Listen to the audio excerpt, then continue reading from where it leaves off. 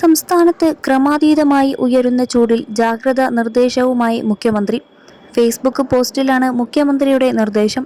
സംസ്ഥാനത്ത് ചൂട് ക്രമാതീതമായി ഉയരുന്ന സാഹചര്യത്തിൽ എല്ലാവരും അതീവ ജാഗ്രത പാലിക്കേണ്ടതുണ്ട്. പാലക്കാട് ഉൾപ്പെടെയുള്ള ജില്ലകളിൽ താപനില 40 ഡിഗ്രി സെൽഷ്യസ് വരെ ഉയരാൻ സാധ്യതയുണ്ടെന്ന കാലാവസ്ഥാ വകുപ്പിന്റെ മുന്നറിയിപ്പ് ഗൗരവമായി കാണണം. പകൽ 11 മണി മുതൽ 3 മണി വരെ നേരിട്ട് വെയിലേൽക്കുന്നത് പരമാവധി ഒഴിവാക്കേണ്ടതാണ്. ദാഹമില്ലെങ്കിലും ധാരാളം വെള്ളം കുടിക്കാനും ശ്രദ്ധിക്കണമെന്നും മുഖ്യമന്ത്രി ഫേസ്ബുക്കിൽ കുറിച്ചു. തൃശൂർ കോടാലിയിൽ ഉറക്കത്തിനിടെ പാമ്പുകടിയേറ്റ് 8 വയസ്സുകാരൻ ദാരുണമായി മരണപ്പെട്ട സംഭവം നമ്മുടെ മുന്നിലുണ്ട്. ആ കുഞ്ഞിനുണ്ടായ ദുരന്തത്തിൽ ആഴത്തിലുള്ള ദുഃഖം രേഖപ്പെടുത്തുന്നതിനൊപ്പം കുടുംബത്തിൻ്റെയും നാടിൻ്റെയും വേദനയിൽ പങ്കുചേരുകയും ചെയ്യുന്നു. അത്യുഷ്ണം അപ്രതീക്ഷിതമായ പല ദുരന്തങ്ങളിലേക്കും നയിക്കും എന്ന് സൂചിപ്പിക്കുന്ന ഒരു അനുഭവമാണിത്. ചൂടിൽ നിന്നും രക്ഷ നേടാൻ ജലാശയങ്ങളിലും പുഴകളിലും കുട്ടികൾ കുളിക്കാൻ പോകാറുണ്ട്. അവിടങ്ങളിലും നല്ല തരത്തിലുള്ള ജാഗ്രത പാലിക്കണം.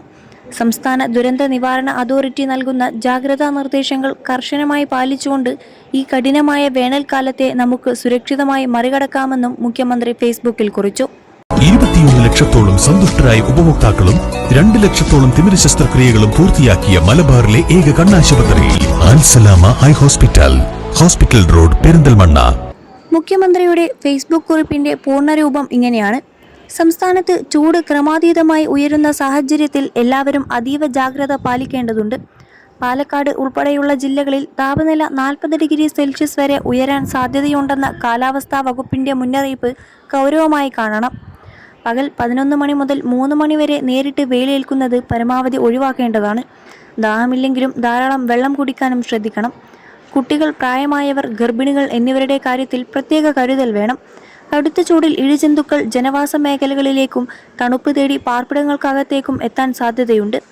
തൃശൂർ കോടാലിയിൽ ഉറക്കത്തിനിടെ പാമ്പുകടിയേറ്റ് 8 വയസ്സുകാരൻ ദാരുണമായി മരണപ്പെട്ട സംഭവം നമ്മുടെ മുന്നിലുണ്ട്.